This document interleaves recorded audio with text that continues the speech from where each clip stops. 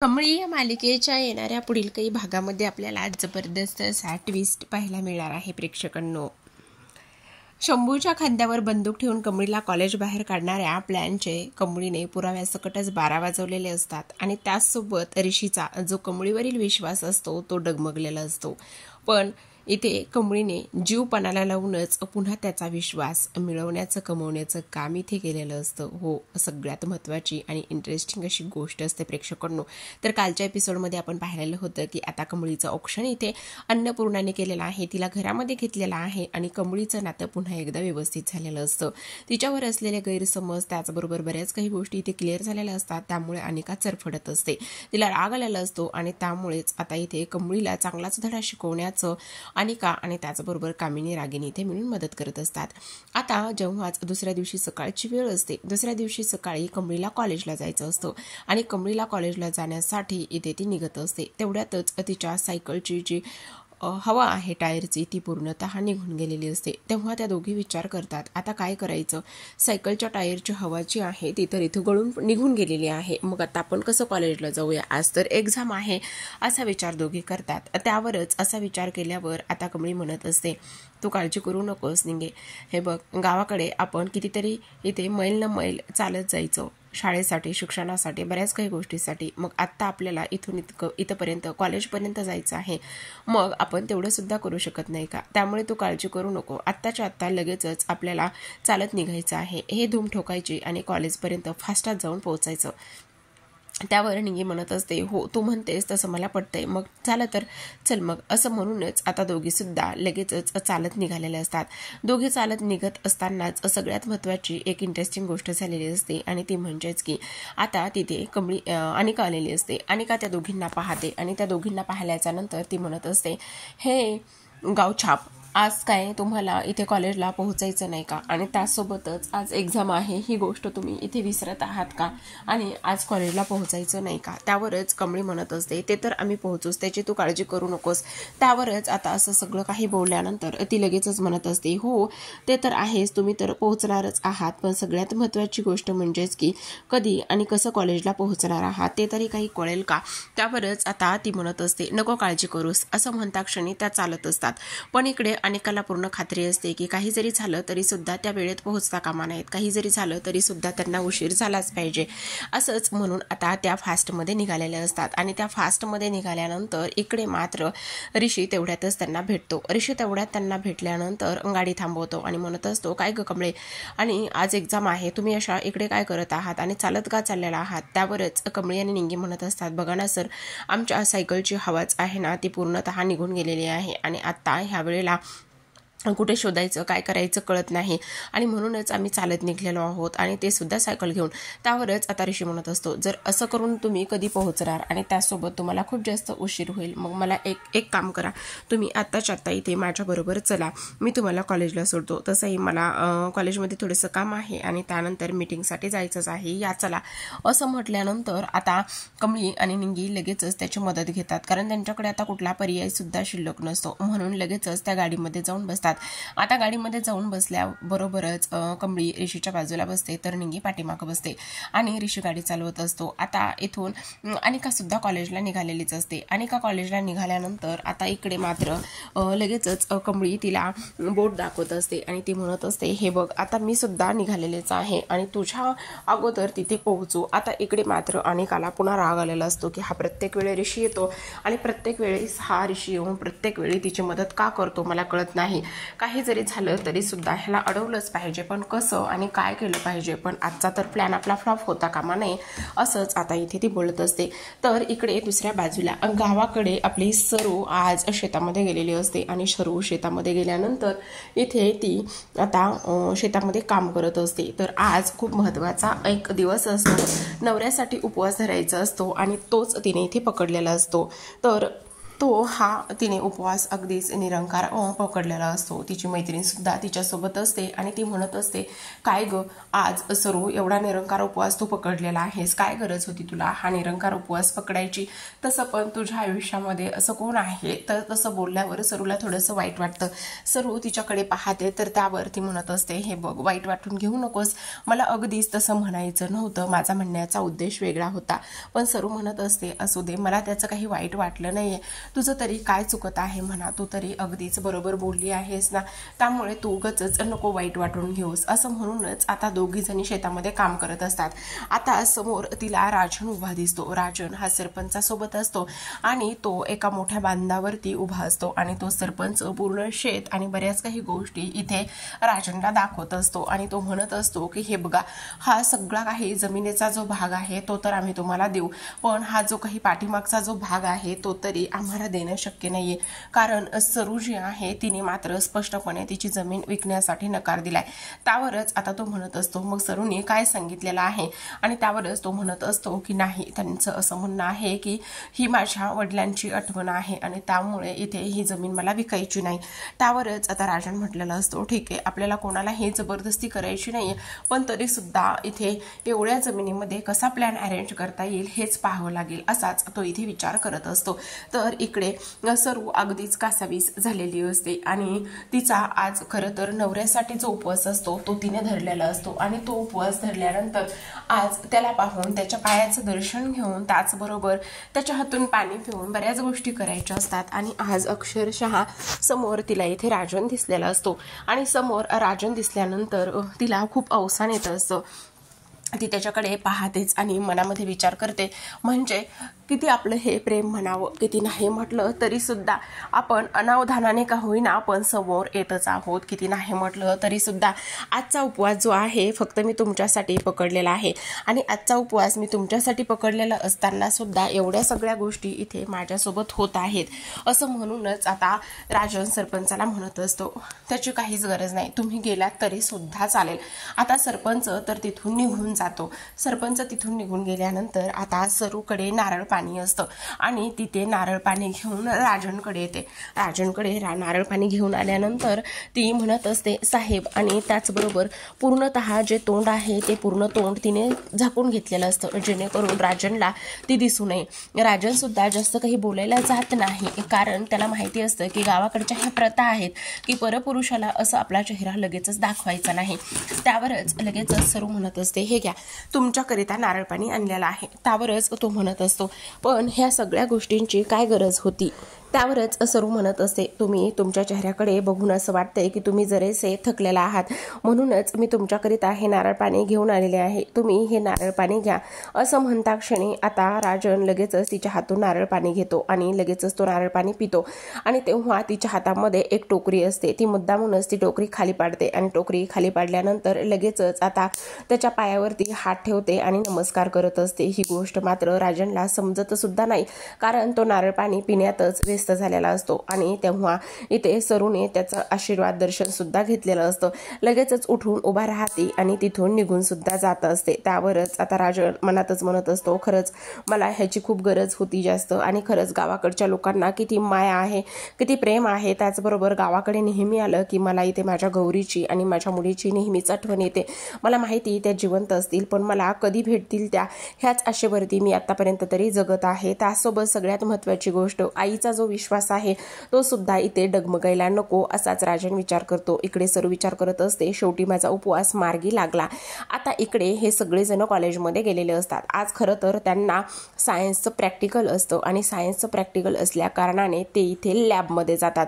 आता लॅबमध्ये गेल्यानंतर तिथे बरेच काही असे केमिकल्स असतात आणि ते केमिकल्स बरोबर त्यांना आता इथे प्रयोग करायचा असतो. खरं तर आता कमळी आणि निंगीसाठी हे खूप जास्त नवीन असतं. त्यांच्यासाठी हे आत्तापर्यंत त्यांनी एवढ्या मोठ्या लॅबमध्ये त्या कधीच गेल्या नव्हत्या. आता खरं तर तिथे शंभू सुद्धा असतो आणि जो शंभू इथे नेहमीच कमळी आणि निंगीला मदत करायचा, तो आता सुद्धा त्यांना व्यवस्थित सगळ्या गोष्टी ते समजावून सांगत असतो. आता ऋषी सुद्धा कॉलेजमध्ये आलेला असतो. ह्या लॅबमध्ये असतात आणि तेव्हाच सगळं काही शंभूने समजावून सांगितल्यानंतर हे लिक्विड आहे, त्याचबरोबर हे लिक्विड अगोदर पाणी घ्यायचं आणि त्यामध्ये हे लिक्विड थोडं थोडं करून मिक्स करायचं आणि एकदमच टाकायचं नाही, थोडं थोडं मिक्स करायचं. जसं जसं जसं ते मिक्स होईल तसं तसं ते टाकायचं. आणि हे सगळं शंभूने सांगितल्यानंतर आणि त्याचबरोबर एक महत्त्वाची गोष्ट अशीही सांगितलेली असते, ह्या लिक्विड बरोबर दुसरा कुठलंही लिक्विड ॲड करायचं नाही, नाहीतर ते हानिकारक असतं असं सुद्धा आता इथे जो शंभू आहे त्याने सांगितलेलं असतं. आता तो तिथून निघून गेलेला असतो आणि तेव्हा ऋषी सुद्धा जस्ट इथे आलेला असतो. त्यावरच आता इथे निंगी म्हणत असते, मला तर असं वाटतंय ह्या लिक्विड बरोबर 4 आणखी एक एक्स्ट्राचे लिक्विड यामध्ये ॲड करावेत आणि एक्स्ट्राचे 4 लिक्विड यामध्ये ॲड करून त्या अनिकाला चांगलाच धडा शिकवावा. आता हे तिचं बोलणं जे आहे ते इथे अनिकाच्या मित्राने आणि ताससोबत इथे ऋषीने ऐकलेलं असतं. आणि हे बोलणं ऐकल्यानंतर आता लगेचच ऋषी असं विचार करतो की नाही, हा जस्ट जोक असेल किंवा हा फक्त विचार करत असेल, पण त्या पुढचं बोलणं मात्र इथे कोणीच ऐकलेलं नसतं. आता ऋषी तर तिथून निघून जातो, पण इकडे मात्र कमळी म्हणत असते, ए तू वेडी आहेस का, असं आपण कोणाच्याही जीवाशी इथे खेळू शकत नाही. आणि त्याहूनही सगळ्यात महत्त्वाची गोष्ट म्हणजेच की अनिका सुद्धा एक मुलगी आहे, माणूस आहे, आणि त्याचसोबत आपण तिच्यासोबत असं वागायचा विचार सुद्धा करायचा नाही. ती मूर्ख झाली म्हणून आपण मूर्ख व्हायचं का नाही आपल्या त्या तत्वात आणि आपल्या ह्याच्यात बसतच नाही. आणि त्याचसोबत इथे आपल्या आईने आपल्याला काय शिकवलेलं आहे, आबांनी काय शिकवलेलं आहे, ह्या गोष्टी तू विसरलीस का. त्यावरच आता इकडे अनिका विचार करत असते, ह्या दोघींना तर आता चांगलाच धडा शिकवायला पाहिजे, कारण आज ह्या माझ्या घरी आलेल्या आहेत, माझ्या आजींच्या मिठीमध्ये होत्या. त्याचसोबत सगळ्यात महत्त्वाची गोष्ट की ऋषीने आज ह्यांना कारमध्ये ड्रॉप केलेला आहे, नाही मला काहीतरी करावंच लागेल असाच इथे आता अनिका विचार करत असते. पण काय करायचं असा इथे ती विचार करते. आणि शंभू जो आहे, शंभूने इथे ह्या दोघींना त्या गोष्टी सांगितल्या होत्या हे तर अनिकाने पाहिलेलं असतं. आणि त्यामुळेच आता अनिकाच्या डोक्यामध्ये खूप मोठा प्लॅन इथे शिजत असतो. जी अनिका आहे ती इथे जी कमळी आणि त्याचबरोबर निंगीला कॉलेजमधून बाहेर हाकलवण्यासाठी कुठच्याही खालच्या थराला जाऊ शकते आणि ती ते करतच असते. आता इकडे गुपचुपच ती शंभूला बाजूला घेते. खरं पाहायला गेलं तर त्यांनी हा सीन अजिबातच तिथे दाखवला नाहीये किंवा त्यांनी इथे पुढे आणला नाहीये. बहुतेक हे ते पुढील काही भागामध्ये दाखवतील प्रेक्षकांनो. पण आता जी अनिका आहे ती अनिका इथे तिच्या मित्रमैत्रिणीसोबत प्लॅन करत असते.